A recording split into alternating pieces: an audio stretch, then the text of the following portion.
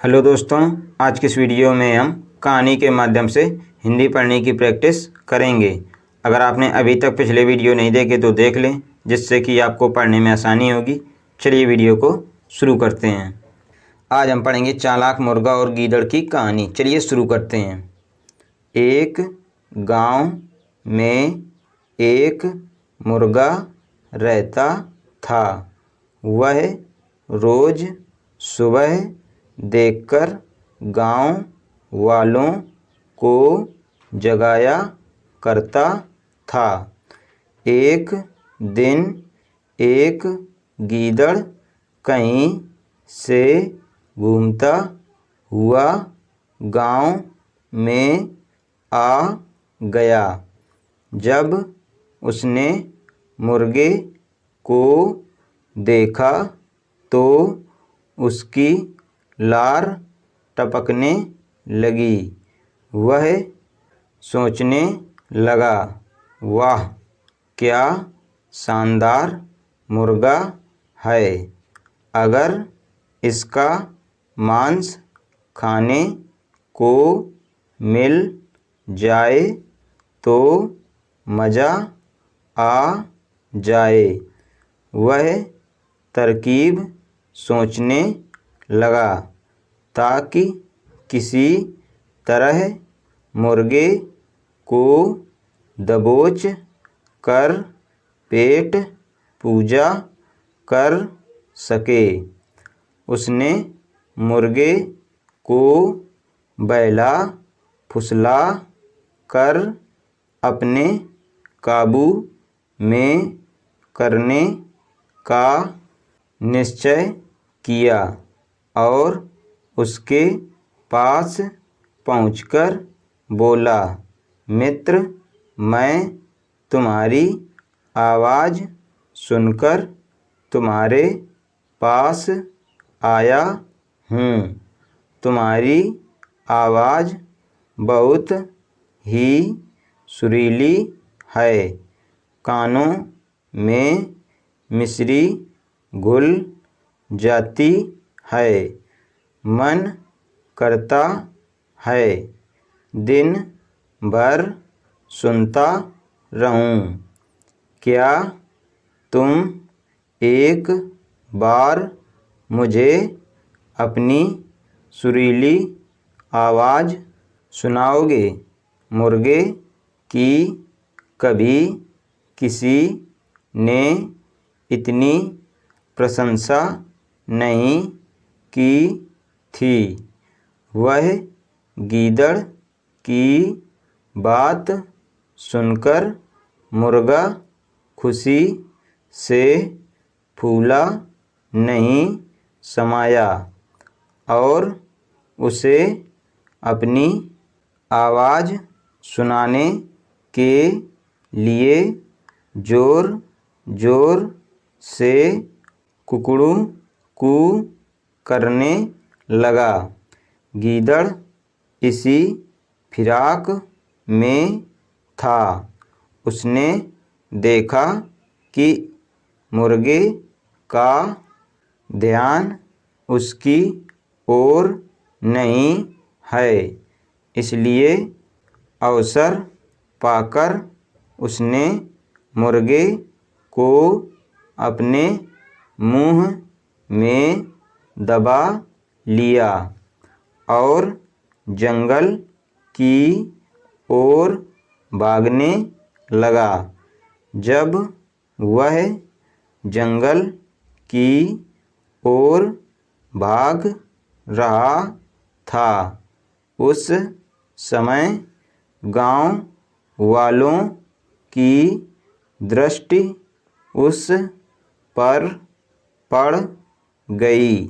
वे लाठी लेकर उसे मारने के लिए दौड़े।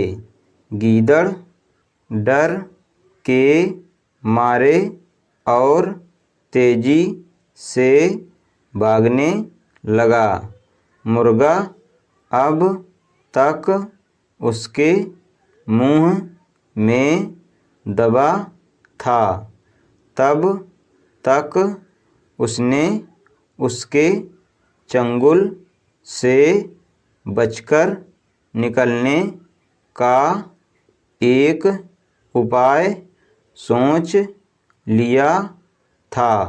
वह भागते हुए गीदड़ से बोला, देखो गीदड़ भाई, ये गांव वाले मेरे कारण तुम्हारा पीछा कर रहे हैं।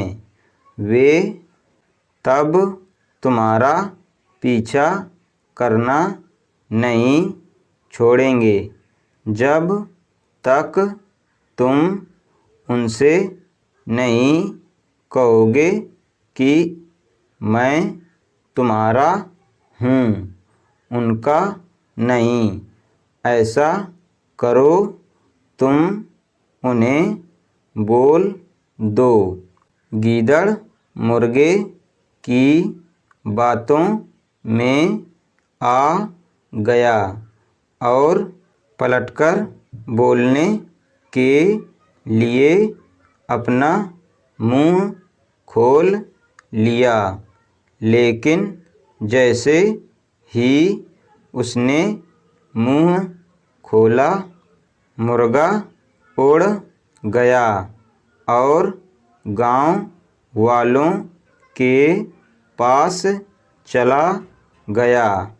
इस तरह अपनी चतुराई से उसने अपनी जान बचाई। शिक्षा: संकट के समय बुद्धिमानी से काम लेना चाहिए। आज हम पढ़ेंगे किसान की घड़ी की कहानी। चलिए शुरू करते हैं। एक बार एक किसान की घड़ी कहीं खो गई। वैसे तो घड़ी कीमती नहीं थी, पर किसान उससे भावनात्मक रूप से जुड़ा हुआ था और किसी भी तरह से उसे वापस पाना चाहता था। उसने खुद भी घड़ी खोजने का बहुत प्रयास किया। कभी कमरे में खोजता तो कभी अनाज के ढेर में, पर तमाम कोशिशों के बाद भी घड़ी नहीं मिली।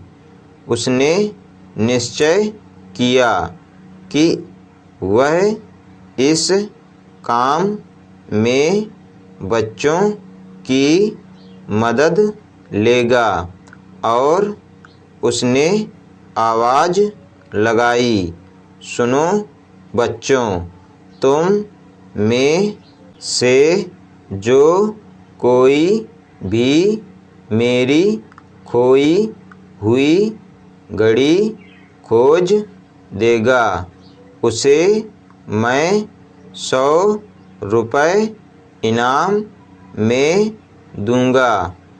फिर क्या था, सभी बच्चे जोर शोर से इस काम में लग गए। हर जगह की खाक छानने लगे, ऊपर नीचे बाहर आंगन में, हर जगह पर। घंटों बीत जाने पर भी घड़ी नहीं मिली। अब लगभग सभी बच्चे हार मान चुके थे और किसान को भी यही लगा कि घड़ी नहीं मिलेगी। तभी एक लड़का उसके पास आया और बोला, काका मुझे एक मौका और दीजिए, पर इस बार मैं यह काम अकेले ही करना चाहूँगा। किसान का क्या जा रहा था, उसे तो घड़ी चाहिए थी। उसने तुरंत हाँ कर दी। लड़का एक एक करके घर के कमरों में जाने लगा और जब वह किसान के शयन कक्ष से निकला तो घड़ी उसके हाथ में थी। किसान घड़ी देखकर प्रसन्न हो गया और अचरज से पूछा, बेटा कहाँ थी यह घड़ी, और जहाँ हम सभी असफल हो गए तुमने इसे कैसे ढूंढ निकाला? लड़का बोला, काका मैंने कुछ नहीं किया, बस मैं कमरे में गया और चुपचाप बैठ गया और घड़ी की आवाज़ पर ध्यान केंद्रित करने लगा। कमरे में शांति होने के कारण मुझे घड़ी की टिक टिक सुनाई दे गई, जिससे मैंने उसकी दिशा का अंदाज लगा लिया और अलमारी के पीछे गिरी यह घड़ी खोज निकाली। आज हम पढ़ेंगे सबसे बड़ा मूर्ख की कहानी। चलिए शुरू करते हैं। एक बहुत धनी व्यापारी था।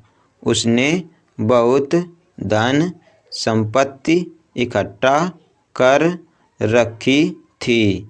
उसका एक नौकर था, रामू, जो अपने वेतन का एक बड़ा हिस्सा गरीबों की मदद में खर्च कर देता था। व्यापारी रोज उसे धन बचाने की शिक्षा देता, लेकिन रामू पर कोई असर नहीं होता था। इससे तंग आकर एक दिन व्यापारी ने रामू को एक डंडा दिया और कहा कि जब तुझे अपने से भी बड़ा कोई मूर्ख मिले तो इसे उसको दे देना। इसके बाद व्यापारी अक्सर उससे पूछता कि कोई तुझसे बड़ा मूर्ख मिला। रामू विनम्रता से इनकार कर देता। एक दिन व्यापारी बीमार हो गया। रोग इतना बड़ा कि वह मरने की कगार में हो गया। अंतिम समय उसने रामू को अपने पास बुलाया और कहा कि अब मैं इस संसार को छोड़कर जाने वाला हूँ। रामू ने कहा, मालिक मुझे भी अपने साथ ले चलिए। व्यापारी ने प्यार से डांटते हुए कहा, वहाँ कोई किसी के साथ नहीं जाता। रामू ने फिर कहा, फिर तो आप धन दौलत सुख सुविधा का सामान जरूर ले जाइएगा और आराम से वहाँ रहिएगा। व्यापारी ने कहा, पगले वहाँ कुछ भी लेकर नहीं जाया जा सकता। सबको अकेले और खाली हाथ ही जाना पड़ता है। इस पर रामू बोला, मालिक तब तो यह डंडा आप ही रखिए। जब कुछ लेकर जाया नहीं जा सकता तो आपने बेकार ही पूरा जीवन धन दौलत और सुख सुविधाओं को एकत्र करने में नष्ट कर दिया। ना तो दान पुण्य किया, ना ही भगवान का भजन। इस डंडे के असली हकदार तो आप ही हो। शिक्षा, अधिक धन का लोभ नहीं करना चाहिए, क्योंकि अंतिम समय में मनुष्य के साथ कुछ नहीं जाता। अगर आपको ये वीडियो पसंद आए तो वीडियो को लाइक करें। हमारे चैनल बच्चों की शिक्षा को सब्सक्राइब करें। धन्यवाद।